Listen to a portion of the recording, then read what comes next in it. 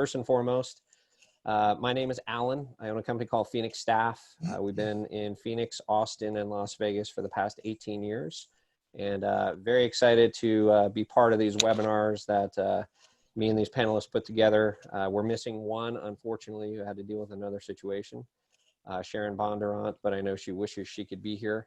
Just glad that you all are here, and certainly hope that we provide you with some useful tools for answering questions during an interview.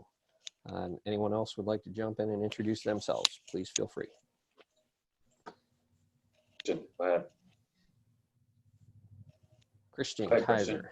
All right, my name is Christian Kaiser, founder of Career Evolutions. We've been a part of the Phoenix community since 2009, and delighted to be a part of this webinar today. I think we're going to have some really good conversations about interviewing and how to tackle difficult questions that we're asked frequently when interviewing.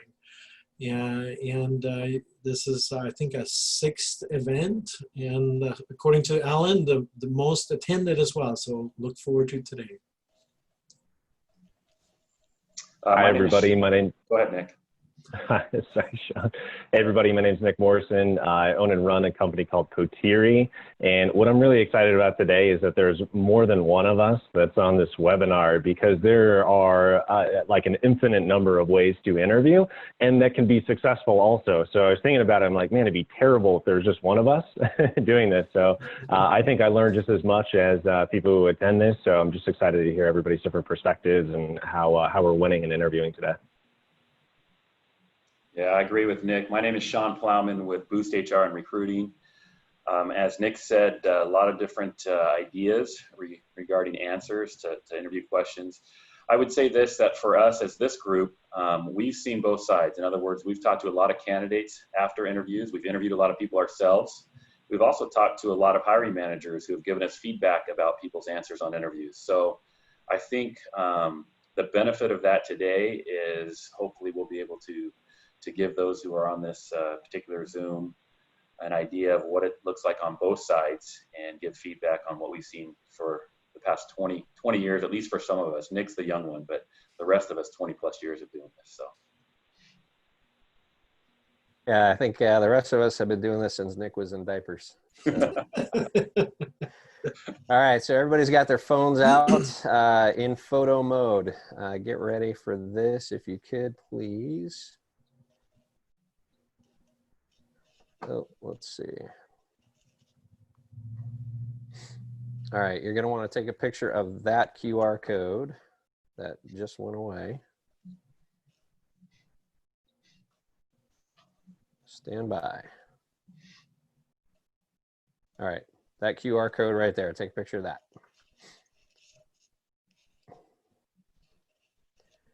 And then your very first question is, check all that apply. Have you ever received an interview question that had to do with, number one, if you had a superpower, what would it be? Anything related to food, anything related to a hobby, or who would you like most to have dinner with, dead or alive? Or any other question for that matter.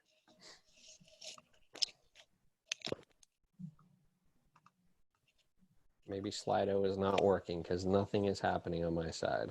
We couldn't see a QR code. It's on. Is it on the screen right now? No. Oh, you guys don't see it on the screen? I don't. I do. So that's the problem.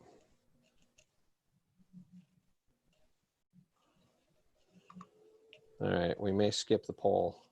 We can't get the poll to work.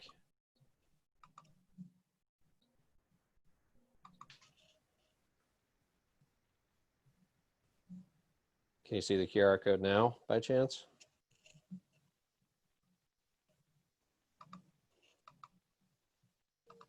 Let's start over. Starting over.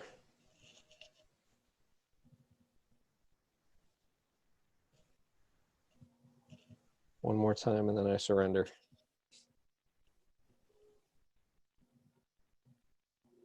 You see the QR code or no? No. All right, we're done. We're going to jump right in to the questions. So I would say, just from my perspective, and I think you gentlemen would agree with this, the most important thing in any interview when you're being asked questions, the number one thing I think without a doubt is to never badmouth your current or most recent employer. Is there anything that you guys consider to be more of a taboo than that, than not bad mouthing? Well, I know there's other things, Sean, but you know, in questions and answers, what would be the worst thing that a person could do beyond bad mouthing your current or most recent employer? Just flat out lying. You know, it's like you do need to be truthful. Yeah. So you know, stay honest to who you are and what you can do, of course. I would just add, Alan, yeah, I mean, bad mouthing a previous employer or a previous manager or a previous company comes across as obviously negative. And anything that comes across negative and pessimistic does not bode well for the rest of your interview. And so staying away from going that direction in your answers will allow you to continue on in the process, hopefully. But that's something that will get you out of the process very quickly, is being negative and bad mouthing, coming across as kind of a whiner or a complainer. Yeah. Nick, what are your thoughts? Maybe anything that's like self-serving, such as like, you know, what's the compensation, how many, you know, what's the PTO, how many breaks are there during a day, you know, things like that, where it's like, you know, I think I talk about this a lot here, that like people hire other people to make their lives easier. So if they're thinking about like, oh my gosh, all the vacations that I'm going to allow you to go for, it could be a little bit difficult. And maybe I'll ditto what Christian said about telling the truth. Is that chances are the person on the other side of the table from you has a pretty good knowledge of the subject matter. And so they'll probably sense whether it's a truth or a lie when you're talking about certain things. So always remaining truthful, and then just being like always demonstrating ways that you can add help. Right. Great points. Great points. So yeah, there's you know, part of what we put out when we posted this on LinkedIn, Facebook, and everywhere else is that there are a handful of very, very common questions that are asked during any interview. And again, I encourage everyone to go into the chat function and ask your questions there. Go into the QA function and ask your questions there if you have any specific. But I would like to start off with one of the biggest ones that I think all of us see as being thrown at people during just about every interview, and one that you really need to prepare yourself for, because odds are it's going to be asked, and that is, what is your greatest weakness? Invariably, people will ask that question, and invariably, people will answer it with something that is not a weakness. You know, working too hard is still not a weakness. You know, I'm the first one to show up for work, and I'm the last one to leave. That is not a weakness, and it's tough to tell people that. That was awesome, Christian. It's tough to tell people, you know, that's their greatest weakness. So, you know, I think if you all can share your thoughts. I mean, there's been, you know, article after article, and even some of the articles that I read before jumping into this webinar also have some that aren't great weaknesses. So I'd be cautious what you read and make sure that you're comfortable with your answer. But I'd love to go around the horn here real quick. Nick, if you could start with how you advise your candidates or people who are interviewing to answer that question. What's your greatest weakness? So technology is my greatest weakness. Like I can barely turn on my own computer most days. So like learning new technology, new systems, new things is really difficult for me. But you know, also when I first started out in recruiting, talent management, I was really awful at public speaking. And I wouldn't say that maybe I'm fantastic today, but what I did is that I recognized that I was really bad at public speaking. And so I went to Toastmasters, I asked for feedback, I just got myself out there and like did self-directed learning outside of business hours to make myself a lot more proficient at it. And I think given the same amount of time that I'm really confident that I could learn technology also. And that's how I would like that really is it for me, but that's how I advise everybody to answer it. So it's like, hey, this really is my greatest weakness, but the greatest thing that you can do is recognize that as a weakness and be willing to go to work on it and not be a big burden on the people that you're working around in order to learn that. It's like, hey, I'm going to learn this self-directed, right? I'll go take care of it. So I would just answer it straight on. Somebody's going to know that you have a weakness, or if not, they're going to learn it relatively quickly when you start working together. So just recognize it and then be willing to go to work on it. Right. Yeah, we all have them. It's certainly not a question you can dodge.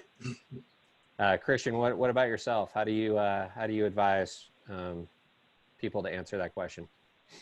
Yeah, it's definitely one question that comes up in almost every interview. And besides from my wall falling on my head, I think that the question should be answered.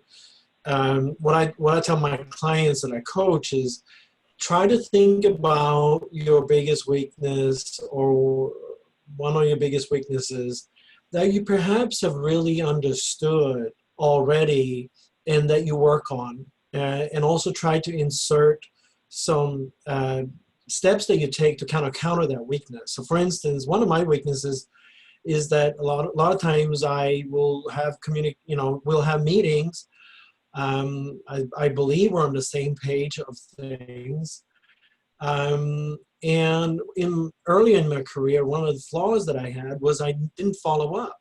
So as the deadline was coming closer and closer, I found myself believing that we would hit the deadline and that everything was fine, and I never followed up. And then lo and behold, kind of Murphy's Law, literally 1 second before the deadline, people were coming rushing to me and saying they were not finished, it wasn't done. So as a manager, then you have a choice. It's like, where is the problem? Well, the problem was obviously I wasn't following up. I wasn't checking in. I wasn't offering to help. I just assumed, just like any other general, that just because we discussed it and the order was there, that it was being done. And speaking to that then earlier in your career, and then showing how that has perhaps made you a better person, but at the same time being honest and saying, this is something that I have to work on. I love Nick's example of technology, because obviously there's always going to be something technically that we don't know, and it's very, very clear that we will need to learn it. But as a leader, understanding what it is you do well and some of the areas where you work on, I think is critical. And taking that step back in time then, and giving an example of where things didn't go well, and then how you worked on it, I think will be my advice. Yeah, examples of what you did to work on your weakness are always going to play to your favor, for sure. Sean, what about yourself? Well, I'll just prior to answering that, I'll just say, in interviewing, there's a fine line between being vulnerable and being personable, and being personal with your answers, and being professional, right? And that's a really fine line, and it's a hard one to find in an interview. And sometimes we come across as being too robotic and too professional, and don't show any kind of vulnerability. There's an opportunity here to be a little bit vulnerable, but at the same time to bring that question around in a positive manner. I think that's the important thing. So, one of the things I would say, for instance, as an example, I was just thinking of, was a weakness might be that that I feel like I should be able to be good at everything I do. And that I'm not a programmer, but I feel like I'm an okay programmer, but I'm not great at it, but it's not really part of my job. I should be able to say to myself, I got to work on being good at what I can be good at and what my expertise is at, and being better there, right? We have a tendency, for instance, I can say my weakness is I want to be good at everything. Is that really realistic, right? And so I stress about it. And so now I've got to figure out how to manage that stress and focus on the things that really matter. And then in an interview, you can turn that into the things that matter in that job, right? Focusing on those types of things. So I think there's a way of being vulnerable, but I also think there's a way of moving it towards a strength towards the end of your answer. Yeah. I think it's important to come around that way. Yep. Yeah. And for me, it's always been, I'm horribly impatient with people.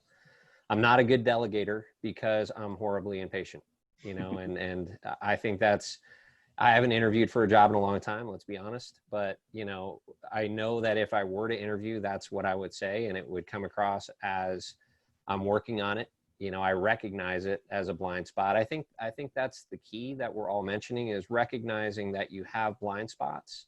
And this is one that you were made aware of through a series of whatever, you know, conversations or people coming to you and saying, you know, I don't know if you recognize this or not, but you can't be perfect at everything, Sean. And because you're trying to, you're not performing great in what we need you to perform in. That gives you insight into what a weakness might be. You know, somebody tells you that, that's something that you can stand on and say, I didn't know that until it was brought to my attention, and now this is what I'm doing to solve it. So those sorts of things. This is going to happen a lot right now, especially in this economy, where people are going to get the question of, why should I hire you over everyone else who has interviewed? There's going to be a lot of people interviewing for the jobs that our audience right now is applying for, or that the attendees at our webinar are applying for. What are some things that you would advise folks do in order to answer that question? You know, you're singling me out right now. You're saying you over 35 other people, or, you know, 15 even other people that I've interviewed. Why you? Christian, do you want to jump in on that one? Sure. My advice first is, don't worry so much about how many people you're interviewing against or with or competing for the job. Yes, the numbers are going to be greater now due to the times we're in. But mindset-wise, you'll say, you know, I got to be the best me. I referenced earlier, you know, in one of our earlier sessions, you know, just like the Highlander, there can only be one. So be the best you. And the trick then is to assume that there is, of course, someone that they're looking at internally to promote. Also assume that there may be someone who has more industry experience than you. So when you look at that, then those are two weaknesses and threats to you as a candidate. So you have to then figure out a way to compete. Obviously, when you go against someone who is an internal candidate, you're bringing in an outside perspective. When you're going against someone who has the industry experience that you perhaps may not have, you're going to have to pinpoint even other characteristics that you may have that you know are strong. So to play to your strengths. And I always tell people, when you get the question, you have to know what your talking points are. So it's kind of like a top 10 list of, these are the 10 best reasons to hire me for this position. And you need to go into the interview knowing those, and you need to exit the interview saying, great news, I was able to speak to all 10 points. And it doesn't matter in what order. The trick is just to kind of let them flow in a natural way. And if you can establish a dialogue as a candidate where you're able to cover the top 10 reasons, or the top whatever reasons you have identified prior to, then you have completed your mission, and that is, these are the reasons why you should hire me. And then play to that. And then, of course, anytime someone speaks to an area of perceived weakness, identify it prior so that you can speak to it when the question comes up. Embrace the conversation. Yeah. What would you say? I would say, you know, there's a tendency to be very, very broad in our answers, and I think that's a mistake in this situation. And what I mean by broad is, I'm a hard worker and I'm loyal. These attributes, which are great attributes, don't get me wrong, but they don't really bring anything to the table to that interviewer. This is a wonderful opportunity to show that you understand the job really, really well, and to specifically talk about a couple of bullet points that are requirements in that job, and prove that you have those skill sets. So in other words, if you're going to support a sales team, let's just say, right? And they ask you that question, you can say, well, I think I can't compare myself to the other people in this job because I don't know them. But what I would tell you is, I have supported sales teams. The last sales team that I supported, we increased our sales from this to this. I was a part of that because I was in lead generation. I was required to have this many leads per month, and this is how many I did per month. It's a chance to prove that you have that particular skill set, and you can share a couple examples of that. And I just keep thinking of that word, prove you have the attribute. Don't just say you have the attribute and that's why you should hire me, but prove you have it by backing it up with some sort of facts from your previous positions. Nick, what are your thoughts? Yeah, maybe what I would say is really give a proper evaluation. And what not to do is not to sell yourself. Like, at least for me, when I'm in interviews and I start hearing like things that start to seem salesy or somebody selling me in there, I get like red alarms, right? I'm like, all right, so what's going on here? Why is somebody selling me? So what I advise people to do, what you should be doing through the entire interview process, is really giving an evaluation of why this would be a good fit, right? Not looking necessarily for arrows on how you could sell yourself into the role, but like why it would be a really good fit, right? And then when you get asked that question, give the true evaluation. Hey, here's what, like, you know, here's where alignment is, here's what I think, and then also giving the other side of why you may not be a good fit. So for example, with me, maybe technology is a big deal, right? Hey, I see that you guys use Microsoft and Salesforce, right? Two platforms that I've either never used or used very little and not for a long time, right? But listen, so you may have other candidates that know Microsoft and know Salesforce, but I'm guessing that probably none of those candidates are willing to come in and work 10, 12 hours and then spend another 2-3 hours at home learning Salesforce and Microsoft in order to come back the next day and be better. That's what I'm going to bring, because I care so much about, you know what I mean? Just giving like a true evaluation, not trying to sell yourself in there. And I think that'll just make you very relatable and recognizable to whoever's on the other side of the table. Yeah. Yeah. And I read this in an article. I mean, it's been part of, you know, just kind of the thought process, but the way it was written was much better than the way I think it. Also talk about the benefits that you'll get. So when you're talking about, you know, how you should be hired over everyone else, you know, to everyone else's point, talk about those things that are relatable to the opportunity that you're applying for, but also say, and I'm going to gain experience in Salesforce, you know, so I'm going to have the benefit and the excitement around the fact that I'm going to grow as a result of being in this role. That just kind of resonates with people when you say also what you're going to get from them versus only talking about what they're going to get as a result of having you on their team, what you're going to get as a result of being on their team.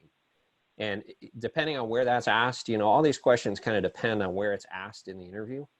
You know, if it's sequential and this comes at the very end, there's probably an opportunity for you to sprinkle in some of the things that the hiring manager or the interviewer already talked about, you know, their own experience within the organization or their own experience with the people in the company.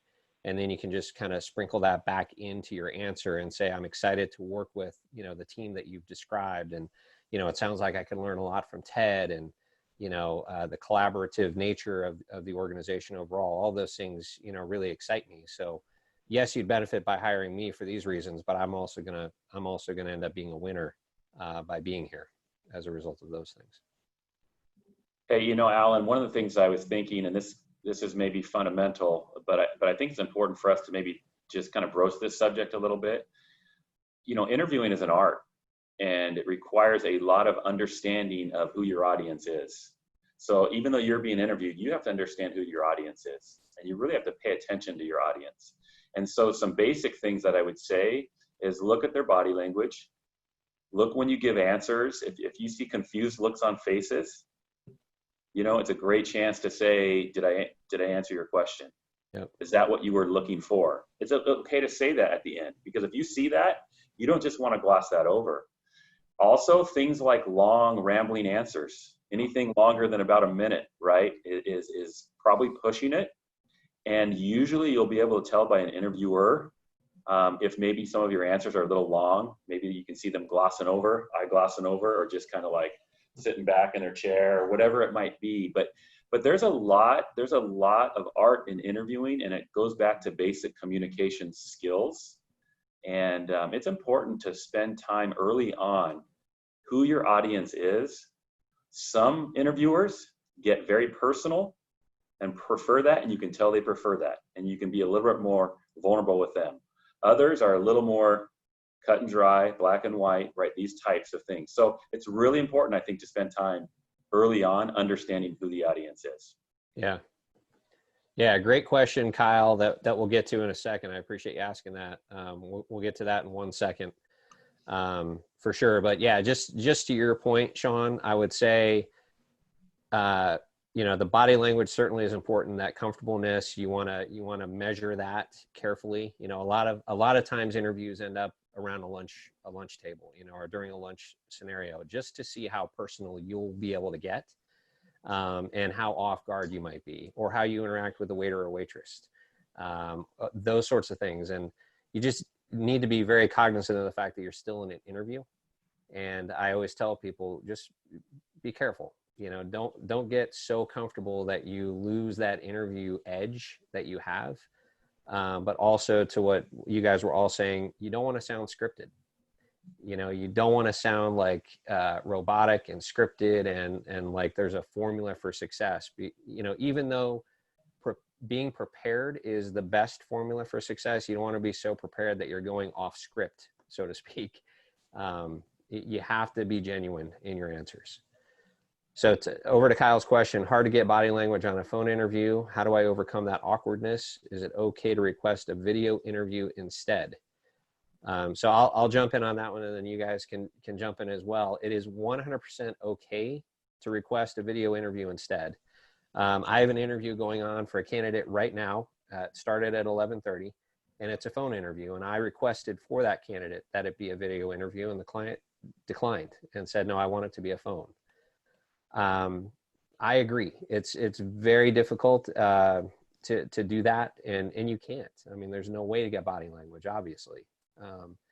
But you've got to, again, measure it like Sean said, and I think it's even more critical for you to ask, did I answer your question, or is that what you were looking for, versus assuming. You know, don't just end it abruptly and say, okay, I'm done with that question. Next question, please.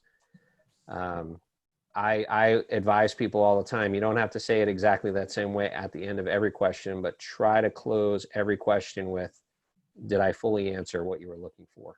Or did I give you what you were expecting? Those sorts of things are very clarifying and help you understand whether or not you understood the question in the first place. What else would you guys add to that?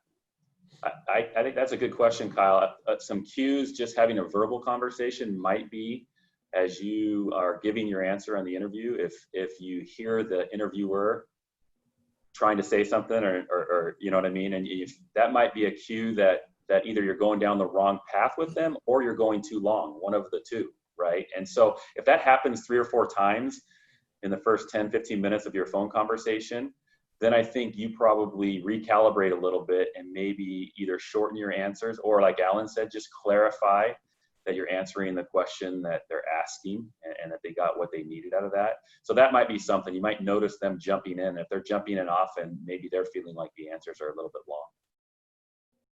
Yeah. Nick and Christian, do you guys have anything to add to that? Yeah, I'll say to that, thanks. What I like to do I probably do a lot of phone interviews, but what I like to do over the phone is like visualize that I'm actually having a conversation with them face to face. Because like I get the same way. I get a little awkward talking over the phone, or it feels kind of awkward. So whatever I got to do, and I kind of change it up. Sometimes I'll pull up their LinkedIn picture and I'll have a conversation with their LinkedIn picture while we're on the phone. Sometimes I'll stand in front of a mirror and like have a conversation with myself, but visualize it's them in the mirror. Or just like I'll like use like hand language, but I don't know, it's just what I do. And it's like, it feels to me like we're having a face-to-face conversation. And I don't know, the feedback I get is relatively positive. Like we're having a good conversation or straightforward. So that's what I like to do. It seems a little bit more personable and more there. And you just kind of like pick up on cues, kind of maybe in tone, what they're hearing. And also what I like to do is, I don't do it as often, but I've heard really good advice of like, ask them where they are. You know, what's their physical environment like? Where are they? If you feel comfortable asking that, right? And that'll give you a sense of where they are and what they're up against, right? So I like that. And then also what I would say to just to answer that, like, is it okay if you don't like phone to ask for a video interview? I mean, you as an individual to somebody you're about to go work with, absolutely not. Because I think what it shows is like lack of coachability. And so if you get a request from a superior or a boss, it's weird to think of it that way, but if you report to somebody and they ask you to do something and you're like, I don't really like it that way, can we do it this other way? it feels strange, and it normally doesn't fly in most workplaces. Now, if you've got a great advisor and agent and Alan, right? If Alan's representing you and he's advising somebody and telling them to do it, perfect, right? I mean, that's a really great scenario because you can do that, but, you know, do the best that you can working with it. And you can always ask why. Like, I'm curious, why do we do a phone interview versus a video? That's okay. I think you can do that in the workplace, but just maybe do the best that you can with what you got. Anything to add to that, Christian? Yeah, I just wanted to add just a slight thing, and that is, I always tell all my clients, listen to the tone. So when you speak, sure, and to the point earlier, of course, if you're getting interrupted when you're speaking, it could be for two reasons. One, they're completely bored with your answer, or two, they are actually excited and agreeing with what you're speaking to, and they're wanting to continue the conversation. But the other thing is speech pattern, right? So when a person gets excited about something, they'll usually speak faster than what they have been doing. So if you listen to tone and speed, you can oftentimes pick up if you're also hitting the note. And it's just a matter of just being a very intent listener once you finished your answer. And then keep in mind too, on the phone, you do need to tighten your answers, because there's an initial boredom with not being able to see you. And I love Nick's idea of having the LinkedIn picture to kind of keep that excitement going. But the reality is your answers need to be a little bit tighter on the phone. It's just a shorter attention span. Yeah. Yeah, I would say that's true. And, you know, asking for that clarification, I think is key as well. Alan, just one last yeah. thing about phone interviews. Put yourself in an environment, like kind of like what Nick said, put yourself in an environment that you're comfortable with, that you know you'll be kind of at the top of your game. Like, for instance, for me, when I'm on the phone, I prefer to walk while I'm on the phone and talk. Mm-hmm. That's just me. So I've got a headset and I walk around while I have conversations. For some reason, when I'm on my feet and I'm doing that, I feel like I'm sharpest and I feel like my conversation is best. And so when I'm taking an important phone call, typically you'll see me walking around in circles somewhere in my office or something like that. So that's just for me, but find out what that is for you. And then when you know you're going to have that phone interview, put yourself in the right environment to be your very best on the phone. Yeah. Another question from the group here. Krista, thanks for joining us again. I know you've attended a few of these, so thanks for being here. She just said, depending on the conversation, I'll end the interview asking if there were additional skills or expertise they wish I had to make me a better fit. I think someone here shared that tip. I just started using it. It's been helpful. I just ended a video interview and forgot to ask it. They're still interviewing the rest of the week with more candidates before following up with the candidate they want to hire. Since this is a loaded question, would it be okay for me to follow up in a thank you email to ask it and be open to another call if it would be easier to discuss? Absolutely. Yeah, I'm pretty sure we're all going to agree that yes. And Krista, feel free to reach out to any one of us on crafting that email. Yeah, I think you have, I think you're connected to all of us on LinkedIn for sure. So, you know, we all may craft it a little bit differently and take what is genuinely you from those, but none of us would have a problem, you know, helping you craft that email. I know. Perfect. Okay, so other questions that we know you're going to get, or odds are you're going to get. One of the big ones is tell me about yourself or walk me through your resume, which is always a fun one. Walk me through your resume. And unfortunately, I have presented people who literally need their resume in front of them to know what's on their resume. Don't be that person. Don't be that person. Know your resume. In order to walk someone through your resume, you need to know what's on your resume. So that would be the first step in answering that question, is knowing what's on it. So tell me about yourself, walk me through your resume. Nick, how do you advise people to answer that question when it comes up, which it does often? Keep it short and direct is probably the greatest thing. I mean, that's oftentimes I see that question being asked is like, hey, I don't know how to start this interview. How do we get into this conversation? I don't know. Let me throw this question out there, get them speaking, and then I'll figure out where we're going to go. That's no, I don't know. I mean, that's my experience, right? Like it's a weird open question to ask. So what I would say to that is where most people fall out or where it gets difficult, and like I'm guilty of this sometimes, I'll use that sometimes, is where people will literally explain the whole life story, right? Start to finish, here's everything that I've done. And like by the end of it, we burned up a whole lot of time. And there's amazing content in there, no doubt, but it's really easy to lose an audience in that. And so what I would say is be like short and sweet, hit it hard, ask a lot of questions, maybe in between each role. Like I think, Alan, you mentioned this earlier, like, hey, did that answer your question? Does that make sense? Maybe after every position, you know, so you go over your like last 3 positions, here's what I did, here's why I moved, and here's what the experience like going through. And then after each one, like, does that make sense? Is there anything else you want to know about that? And so that way it keeps the conversation more engaging, and then that way you're not kind of speaking on. So just try and keep it interactive as much as you can, and then short and concise. Like, I'd love to hear what you guys think, but maybe like, I mean, 3 minutes, maybe, you know, somebody asked that open-ended, 2.5 minutes. I don't know. What do you think? I'll step in, Nick. Yeah, I don't think any more than that time-wise. In fact, yeah, I was going to say maybe minute and a half max, and let them lead it from there. And I agree with Nick. This is a really common question, and it's not so much walking through the resume as it is just tell me about yourself. That's the one that starts so many, right? And the trap is to talk about where you grew up, where you were born, all these kinds of things. What I would say is be really succinct. Talk about the last 5 years of your professional life. That's it. Say, for the last 5 years, I've been working as a business analyst, focused in this area. It's allowed me to do this kind of thing, to gain exposure to back-end databases. I've really enjoyed working in that space. And it's also in the healthcare field, which I really love if they're in the healthcare field, you know, something like that.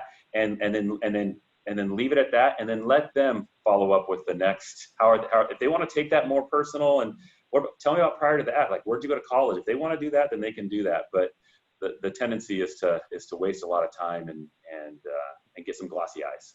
Yeah. Yeah, I think the other thing that I've recently started implementing is talk about present, past, and future. So talk about what you do today. You know, when you're walking them through your resume, what do you do today? What did you do in order to get you where you are today? And then talk about how all of those things are going to tie to where you want to go. So that to me has just resonated really, really well, because it tells a story pretty succinctly, and you always want to relate it, you know, to both Sean and Nick's point. You want to relate it back to how it matters for that company or for that role. You don't want it to be, you know, I was born in a van down by the river. That is not what they're looking for. So it has to relate to that role and why it matters to them as, you know, potentially your future manager.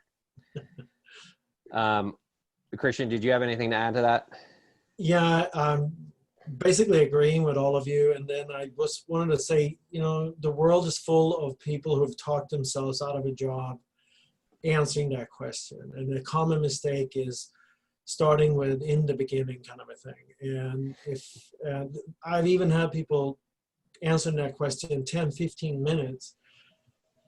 And what happens then on the other end is that the employer is terrified to ask one more question, because they're saying, oh my gosh, if every question I ask is going to take 10, 15 minutes to answer, I'll be here all day. So to Sean and Nick's point, you got to be brief and amazing.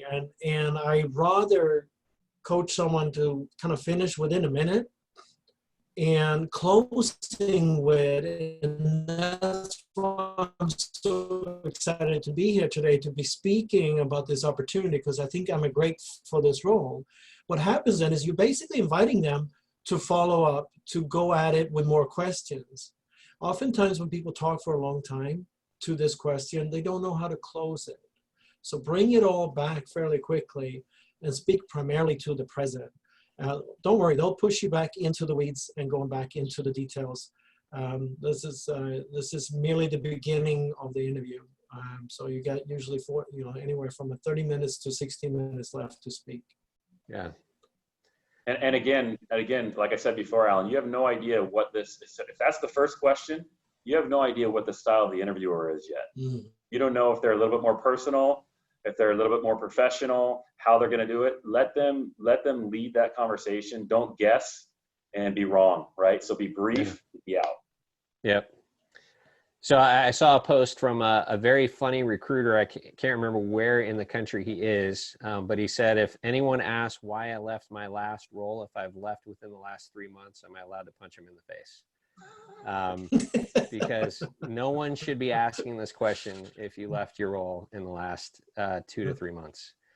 We all understand, and none of us are going to ask that question. But let's say you get that question. Let's say it's, a year and a half, 3 years from now, or it was a year and a half ago that you left your last position. That is a common question to get. And I'm not going to advise anyone punch anybody in the face, by the way. I want to, but why did you leave your last role is a very common question.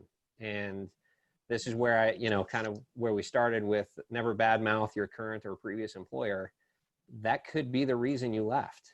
You very well may have left your last job because your boss was horrible. How do we answer that question? Sean Plowman. Yeah, that is also a trap question for a lot of people. A lot of people misfire in their interviews and don't get next interviews because of that exact question. I think the most important thing to think about in that question is to be positive. Talk about the future. Talk about the growth that you're looking for in your career and why that might be able to happen with a move somewhere else, right? And I think there's ways to focus on that, to focus on the growth, on what you're expecting to happen in a new position. And those are your whys. Your whys are, I want to be better. I want to gain more knowledge. I want to have more responsibility, whatever those reasons are for wanting to go. Now, let's be honest. That could be part of your reasons, but part of them might be your boss, right? That doesn't have to be said. It could just be said, you're ready for a certain amount of growth, or maybe a certain amount of alignment with a new type of organization that aligns better with your personal beliefs and systems, and that's okay. So I would say be positive, be really positive. It really is hard to not go back to a negativity there, whether it's the boss, whether it's the company. I mean, you can go on and on down the list, whether it's the money, which is like the worst thing you can say. I mean, you can go on and on and on about negativity. Yeah.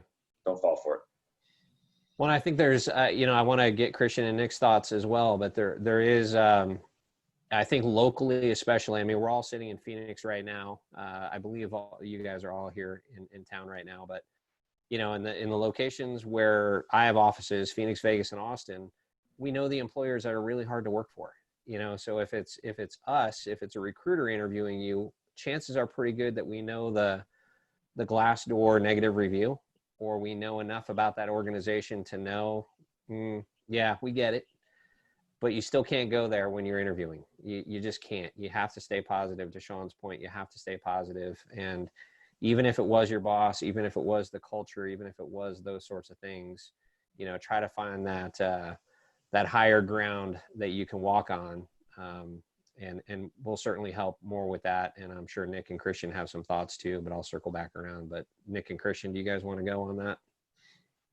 Yeah, I think my thoughts on that. So you can choose the company you go to work for, and you can choose your actions, but you can't always choose the company that you chose to work for's actions. And so what I always say to that is that take responsibility for what had happened. Yes, you did choose to go and work there, right? Maybe signed a piece of paper, willingly chose to work there, and you can choose your actions. And so if there's anything that's like happening that's misappropriate in the company, you think it's a bad culture, or they're not operating well or not doing well, the story can't be that like, hey, I just kicked my feet up on the desk and wrote it out until I found a new job. So always have a story to tell about like, hey, here was the environment, here's what happened, and here's what I did about it. Because the thing is, like things always get difficult during certain times or different things. So waiting for something that's perfect isn't always. Actually, I'll give you this one scenario. So we had somebody in job transition recently that we're working with, and the industry that they were in is being hit really hard, right, and has been for the last few months. And so they're like, man, things are really difficult. I'm going to leave and I'm going to go somewhere else. And that was sort of the narrative. And I'm like, every industry is struggling right now. Everybody is doing really difficult. So like, what are we doing about that, right? How are you going to work on that? So what can you take responsibility for, and what are your actions? So just have a good story to tell about what you did. Perfect. Yeah, those are really good points, Nick. Just to add one more thing, and that is, at an executive level, oftentimes when one is faced with an exit, it could be as simple as a disagreement on strategy. And oftentimes earlier in our careers, even as executives, we may be somewhat hesitant to speak to that. But the reality is, if you can't agree and commit to a strategy, there's usually a little bit of a struggle. And if you find yourself out where you're the one who is leaving, you eventually going to have to speak to it. But when you speak to it, you also need to be able to speak to what your strategy is. That's the thing that comes after. If I tell you, Mr. Future Employer, I left company ABC because my belief in terms of the strategic direction was this and this and this. Yeah, you got to be able to kind of speak through it because obviously that was what was driving the split. It's a little bit different in non-executive roles. I think it's always good to be able to speak with comfort about that just simply wasn't a fit in terms of culture or environment or direction. And just be careful in terms of what you say and how you say it, because it can be easily misunderstood. So those were the two things I wanted to add. Perfect. Alan, that question, Alan, will be asked 95% of the time in an interview. Yep. You know, either why did you leave if you're not working now, or why are you leaving? So be prepared, practice your answer, know what you're going to say. Know what you're going to say. I interviewed somebody this morning. She's been somewhere for 3 months only. And I asked her that question. This is somebody I want to represent on a job. And I loved her answer. She was very honest. To Nick's point, she was very honest. She said, you know, I came from a really large agency and I came to this really small agency. I didn't realize how much paperwork I would be doing, how much just minutia in the weeds. And I'm used to being strategic. And to be honest with you, Sean, I'm just not happy. And she owned it. And she owned it. Like to Nick's point, she owned it. And I'm okay with that. And I can help my clients see that. And I think she could do the same if she was being interviewed and gave that same answer. Yeah. Yeah, that's perfect. And again, I'm not trying to politic for relying on a recruiter for your job search. That's not my role at all today. But bounce your ideas as to how you're going to answer that question off of friends, off of family, off of colleagues. Call a recruiter and say, hey, what do you think about this as the answer? Yeah, I tell people all the time when we're interviewing, and I know you guys do as well, what is the reporting structure? Because if the reporting structure is vastly different where you're going versus where you've come from, that could be a reason. You know, it doesn't have to be the fact that your boss stunk. It could just be that you want to report to a person that's, you know, at a higher level, or maybe even at a lower level, where you have a little bit more, cloud cover, so to speak, or, you know, there's somebody flying around taking care of you in a little different way. So you can answer that question in ways that don't necessarily expose the negativity that maybe you felt while you were there. And you just have to be very careful and cautious about it. We have another question here. How will the trend of pre-screening, for example, submitting a preliminary YouTube video that asks a series of questions in place of the phone interview, let's say, factor in the coming months, or do any of you see particular flaws in doing something like this? I definitely see flaws with it. You know, I would say for high transactional, you know, if a person's in a role where there's hundreds of applicants, a hiring authority may have to do that in order to get through the quantity of people. So it may depend on the role whether or not we see a marked increase in that kind of interviewing. I'm not a fan of that kind of interviewing. You know, I think artificial intelligence and human resources don't necessarily blend as well together, or that sort of thing doesn't blend as well together as you know, a lot of pundits may say. But that's just my opinion. You know, I certainly think we're going to see an increase of it because it's technology, and everything that we're doing right now is technology related. So the pre-screening video interview, you know, answer these questions while staring at a blank screen. Or at yourself in the mirror if you're Nick. You know, just kidding, Nick. That sort of thing is probably going to increase, but you know, I don't think for the roles that I fill it necessarily will. I think it's still going to be human interaction. But you know, I could be wrong. What do you guys think about that? I'll just quickly say, Alan, he's talking about the video portion. I agree with you what you just said, but as far as just a couple of pre-screened specific questions about a skill set, for instance, do you have advanced Excel skills? Can you do tables, joins? You will be doing that in this job consistently and constantly. As a pre-screen question, that's a great pre-screen question, because the reality is it helps the candidate know, hey, listen, I'm intermediate at best, maybe more like beginner. Doesn't waste the candidate's time, doesn't waste the employer's time. So I think there's some really specific skill sets that maybe can be done on a pre-screen and save a lot of people a lot of time on both sides. And I think that's okay. But in the end, it's going to come down to personality, interview, those kinds of things. But you could probably pre-screen a lot of candidates. I think on ZipRecruiter, they call them deal breaker questions, right? There's some deal breaker questions on there. But those should be really specific about skill set, because you can't talk about personality in a online question. Yeah.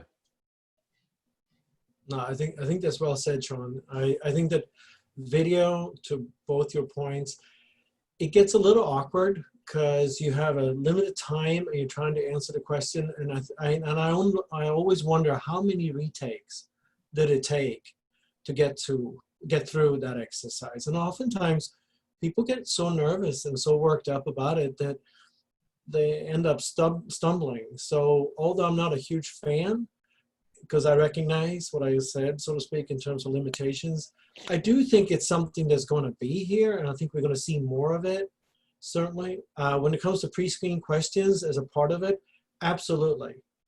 You know, if there is a great match, you should welcome the opportunity to kind of answer some of those questions, because you will be able to display your strengths. And as recruiters, of course, we look at them. And any employer does, for that matter. Yep. Yeah, I don't know if I have anything original to say to that, but you know, I think what I'm seeing, and I think what we're seeing in the world, and what we'll continue seeing more and more of, is that companies are asking for more and more data in hiring, and so we'll just be looking for that. Now, data is not always ones and zeros and how they add up, but it could be just how does it feel to work alongside each other. But I think ultimately, I mean, and a lot of this is sort of speculation, but I think ultimately it'll come down to the job, like the specific job. So for example, if you're a TV news reporter, there's probably going to be video a part of the process because it's essential to the job. Yeah. If you're a structural engineer, video is probably not that big of a deal. We just want to know that you can build a great bridge that we can drive across for a long time and it's not going to fall, right? So they'll probably be more project-based. So, hey, show us your portfolio. What have you worked on before? Like, what were your direct contributions? How did you do it? And so I think you'll see more and more of it, but it'll just depend on the job itself. So I always recommend people, like, if you've got some sort of a video introduction to do in conjunction with a resume, awesome, let's do it. You know, statistically, you've got a much higher likelihood of success. And then also, if you've got a portfolio, if you're in, you know, marketing, advertising, if you're doing something in engineering or something else where you have like a project or a portfolio, share that. It can only help. Yep. We have 6 minutes left, and we have about 400 questions left to get through that are standard interview questions. I don't know which to end with. I do have someone on the phone who called me last weekend, or someone on the webinar who called me last weekend about the salary question. So we can certainly cover that one, because I'd love to get opinions on that. But there's also, what type of manager do you work best with is a very common question. And what's your biggest mistake or failure that you've made? So those are the three, and I'm going to toss it to you guys on which you would like to answer, but I would say probably let's start with the salary. When you're asked and you don't know what their ballpark is, how do you advise people to answer the question on what are you looking to make?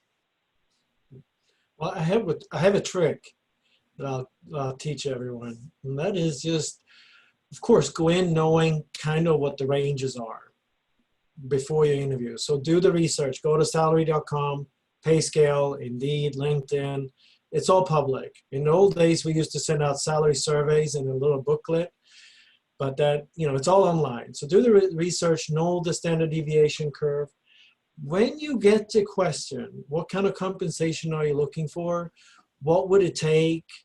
What's your salary requirements?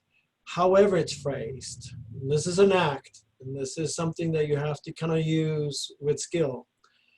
Remember this, the person who's asking knows the answer, what they can and cannot do. So if you're willing to accept that they know the answer to their own range, Then with a smile, you just say, oh, that's a really great question. What's the range for this role? And then just sit there and smile and use the pause. Most Americans don't like pause. They don't like quiet. So what you'll hear on the other end is fairly quickly talk.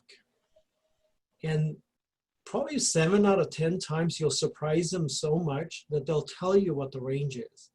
If the range is in your range, then all you have to do is say, I'm comfortable with that range, and continue the conversation. So it's a trick. It requires you to kind of pull it off, but you'll be surprised how often you'll find out what the compensation range is. And if it's a fit, you're done. You're good. Just continue the interview. I'm going to throw a curveball your way, but I'm not going to ask you to answer it immediately, Christian. Given the fact that a lot of things are not happening either in person or face-to-face these days, what if that question is asked by way of email? Which was the scenario for the person that called me last weekend, by the way. But I'll give you a minute because I don't want to throw you on your heels. Sean and Nick, how do you feel about the salary question? I've only got a 1-minute response, so this would be perfect. Right. I think, rapid fire, it's very short-sighted to only look at compensation or return on salary or hourly wage. Look at it as a holistic package. And so the greatest advice that I've been giving in a negotiation is that you're trying to acquire things that mean more to you than they do to the other party. And you're trying to give up things that mean more to them than they do to you. So look at the holistic package. Yes, get as much salary and hourly wage as possible, 100%, jack that up as much as you can, but also look for other things. Could I get more PTO? Could I get more bonus? Could I get some equity? Could I get some profit sharing? Is there some other 401k match? Look at the whole package and see if you can get just as much as possible. Yeah, I would just say maybe a good way to answer that question, because you're put on the spot when they ask you about your salary and your last job. Maybe a good way to answer that question is to say something to the extent, I'm looking at positions in the 50K range or the 60K range. Stay nice and broad, where it's an area that you want to be in, right? Which doesn't say 50K range means 50K and it means 59K, right? You're giving yourself a nice range, and then you can follow that up with, when you say that, is that something that might possibly work in this situation? And then you get an idea of maybe what their range is, and now you've turned it around a little bit. And then you haven't committed to anything. You just committed to a range. And then everything else Nick talked about, 100% comes into play. And those have to all be weighed, right, individually to figure out what's most important. Yeah. No, it's true. And I think the other thing that comes into play is, if you don't have a range, first of all, it's not allowed to be asked in certain ways in certain states these days. Correct. So, it's good to know the regulations or the rules in your state. Not that I'm asking anybody to, number one, punch people in the face. Let's get back to that. Or number two, sue people over asking what you make. But, it is very important to recognize that question is one that is going to come up. Invariably it's going to be asked. And I always tell people to answer it honestly. If they say, what were you making in your last role? If you were making $200,000 in this role is probably going to pay in the 130 range, and you are aware of that, you're applying for it, you're interviewing for it, you're having conversations for a reason, not because you think they're going to overcome that 70K delta, but because you're either willing to accept, because of what Nick said, you're willing to give up some certain things in order to acquire certain things. That 70K doesn't matter as much to you in this role. You need to be very clear about that. Let them know I was making 200,000, but I know the range is probably less given the, area of the country that we're talking about, or the responsibilities, or the fact that I'm not going to be a leader anymore. I'm going to be an individual contributor, whatever those scenarios might be, but you just need to do as much research as you can on that. And Christian, you're lucky, man. We ran out of time. So we're not going to have to get to it. Tune in next time. Do the research next time before for the answer. I would love if everyone on the call could put in the little Q&A section or in the chat section real quick for us, any thoughts that you have on future webinars, topics that you would like to hear about down the road. Please add those. Really appreciate the support. Appreciate all of you being here.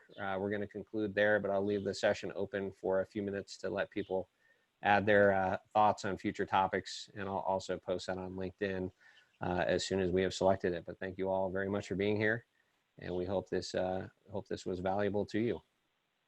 Thank you for hosting, Alan. Thanks, everyone. Thanks Thank for having us, you. Alan. Thank you all.